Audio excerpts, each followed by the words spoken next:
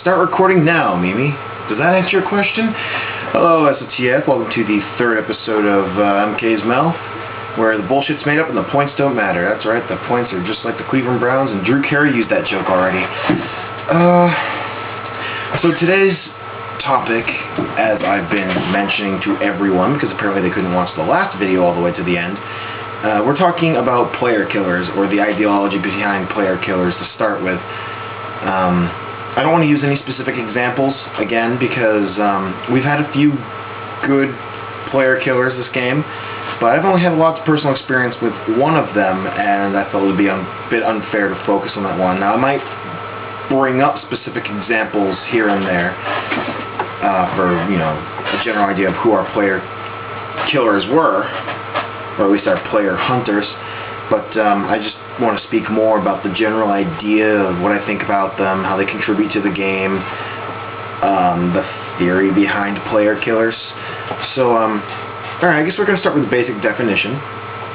A player killer is, I'm just going to message me real quick.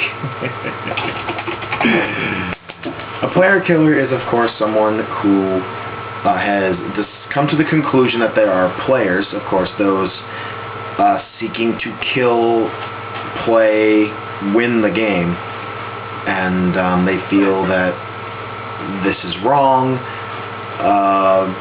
and in some sort of warped sense of justifying two wrongs making a right, they go after the players to take care of the kids who are killing other kids. And I think it's really easy, now that we've got the definition of what a player killer is down, it's really easy for these to be started from White Knight archetypes.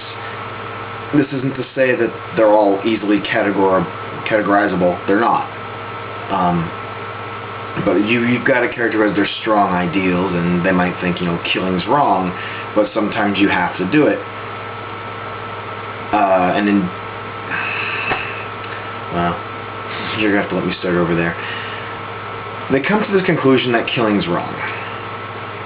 And I find that this logic is delightfully twisted. Not so incorrect. I don't want to call them incorrect that blatantly. But they come to this conclusion that because killing is wrong, there are people out there, the ones who, you know, right from the get-go decide, hey, I'm going to be playing this game, I'm going to win, I'm going to survive. And,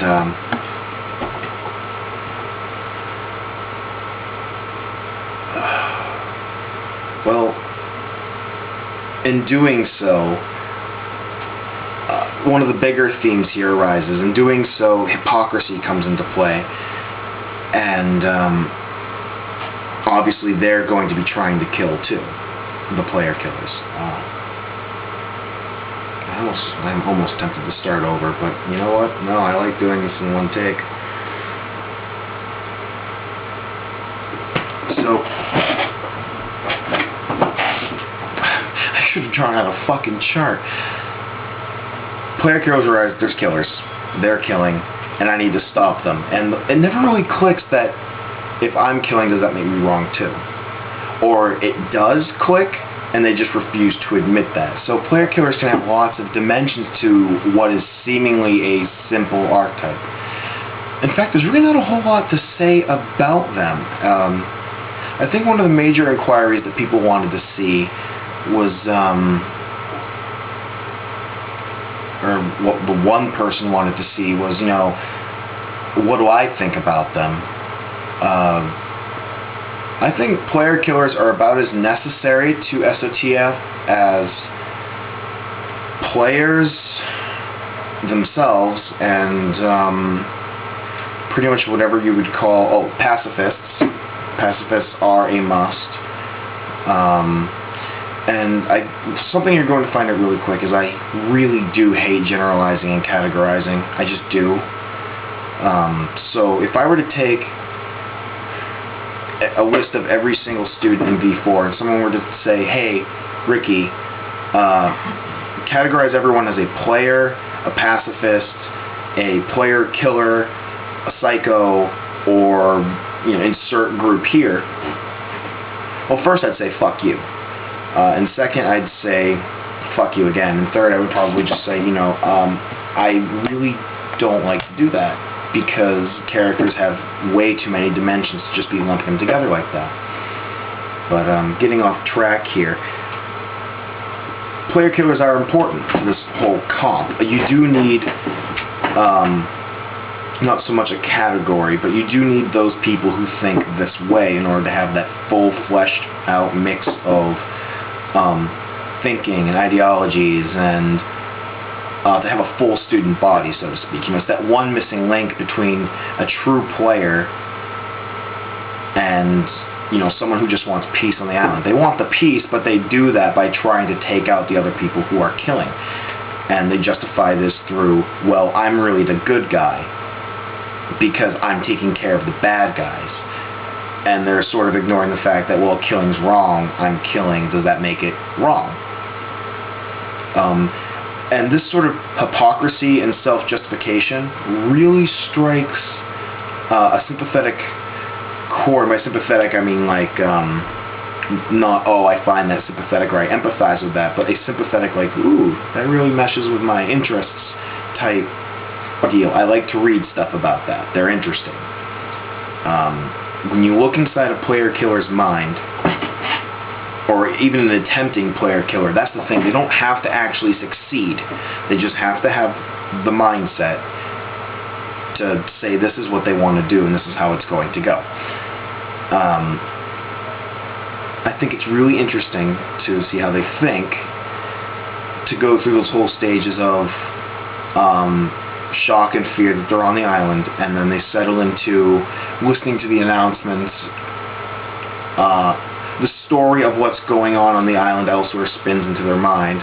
A recurring name might come up a few times, and that person might decide, you know, that person has to die. Some of this comes out really confusing without me using specific examples, but I can say, you know, that some of our player killers on the island were, two of them right off the bat are Peter Siu and Imran Al-Khariq. Am I pronouncing that right? Was that enough fun? I really don't know. One starts as the White Knight archetype. I'm pretty sure that was brought up in the Plastic Hammers. One starts up sort of on a confused scale, and you're going to have player killers or player hunters who do that. In fact, it's another interesting facet about them. They can have the same general principle. They're killing players, or they're attempting to kill players, but they can have all sorts of different backgrounds as for where they come from, and such a specific character subtype. Having all that variety that can still be packed in is something incredible. I'm not sure how longer I can keep rambling on about the same thing. I mean, well, why are player killers particularly vital to the game? I suppose you could have a version of Survival of the Fittest, a quality one, that doesn't actually include any player killers, but I would feel like there was something missing there, because someone out of the whole group should probably think to try and take matters into their own hands. That's human nature. If there's something being wrong, they're going to want to, you know, try and do right. If it's something that they can possibly help, that's just what people want to do. Some people, not every person, again, generalization, but human behavior, if there's something bad going on right in front of them or something near them, they want to fix it. Elements of selfishness.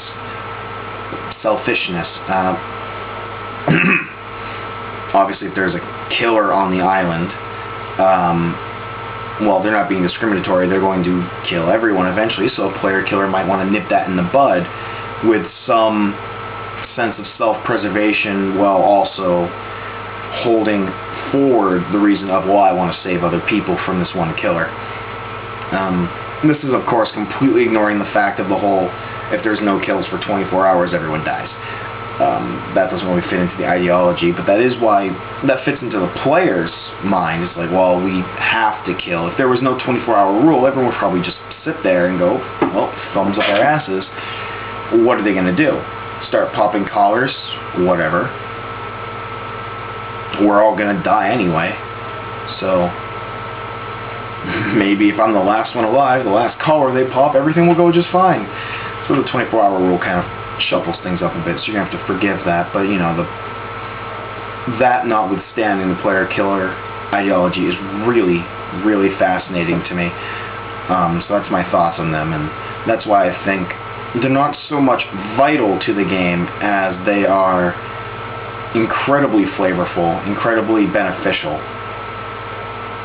So I guess before the rest of this becomes a whole bunch of white space where I sit here slack-jawed and drooling, because I do like how I filled out the end of this after that huge brain fart earlier in the video. I do deeply apologize for that. I'm going to cut that off here.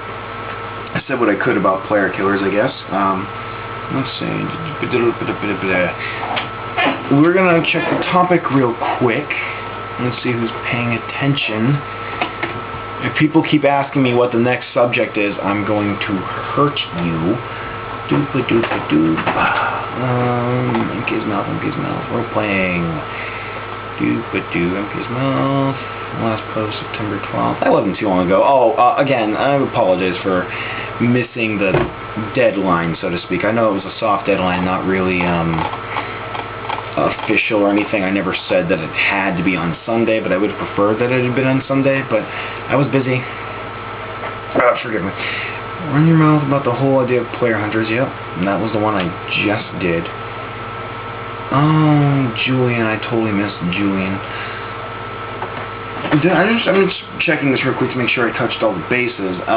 What makes a good player hunter, presumably, and what ruins one? What could ruin a player hunter, huh? I didn't want to be this cynical in the video, but I suppose going back to the ideology, yeah, everything about that whole, we're going to cut the video off here. I lied. Sorry. Everything about the whole ideology, that's important. It has to be constructed well. It has to be constructed right. You could have many motives for going into such a take it into your own hands type thing. Maybe you're trying to protect someone from the players, obviously. Maybe you're trying to get revenge for someone. You know, your best friend or your girlfriend died. And, you know, you have to make sure this happens to no one else. But things can go wrong. Yeah, it can happen. And if a player killer, there's really no specific way to put this. If they're written poorly, which is something very easy to do, you have a huge mess on your hands. What might really be a make or break for me, I suppose, when it comes to player hunters, it's about the emotions and the remorse before and after each kill.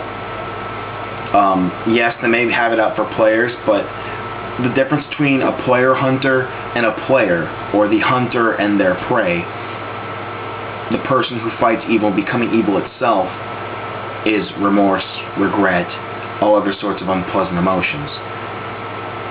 At the end of the day, they need to remind themselves that they're still human, and that they can't allow themselves to become what they hate the most. It's terribly cliche, but I suppose that's really what makes or breaks it.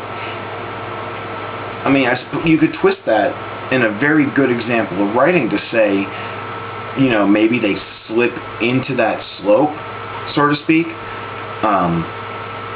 They start out as a player hunter, but as they sort of devolve, if done properly, they don't even realize that they've become a player themselves. Then maybe the realization might hit them in some sort of dramatic, oh my god, what have I done moment, which that could hit hard. But unfortunately, what's probably more common is you have a player hunter who becomes a player and the writer doesn't even realize it, and they're still trying to present the character as heroic, and it can just be a huge mess. So that's probably the most make or break. Definitely has legs as a concept, Johnny, but it always, like any sort of character concept that can be generalized under an umbrella, it's always in danger of becoming old, in a sense that you just got to be careful to play it right.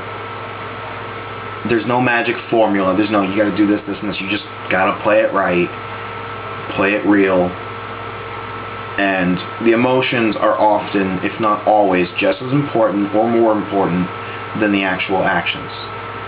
But here and here, not so much here. You know? So, I think that answers the question thoroughly. Now for realsies, we're done. You know, brother, I think we're gonna go with your topic next, Tobin, about deaths. Yeah, so for those who skip to the end just to hear what the next topic is, fuck you.